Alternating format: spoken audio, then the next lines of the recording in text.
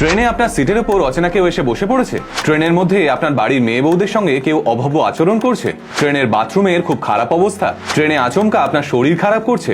এই সমস্ত ইমার্জেন্সি সিচুয়েশনকে কিভাবে হ্যান্ডেল করবেন? কাকে ফোন করলে রেলওয়ে কর্তৃপক্ষ আপনার কাছে ছুটে আসবে? কোন অ্যাপে অভিযোগ জানালে সঙ্গে সঙ্গে তার ব্যবস্থা নেওয়া হবে? আজকের এই ভিডিওতে ইন্ডিয়ান রেলওয়ের সেই সমস্ত অজানা ফেসিলিটি এবং গুরুত্বপূর্ণ নিয়ম সম্পর্কে আপনাদের জানাবো, যাতে এরপর ট্রেনে ট্রাভেল করার সময় আপনাদের কোনো অসুবিধার সম্মুখীন না হতে হয়। তাহলে আপনাদের সময় নষ্ট না করে চলুন শুরু করা যাক। ধরুন আপনি রিজার্ভেশন টিকিট কেটে ট্রেনে করে কোথাও একটা যাচ্ছেন, হঠাৎ করে দেখলেন অজানা কিছু লোক এসে আপনার সিটে বসে পড়লো। তাহলে কি আপনি তাদের সঙ্গে ঝামেলায় জড়াবেন? একদম সেই পথে পা বাড়াবেন না।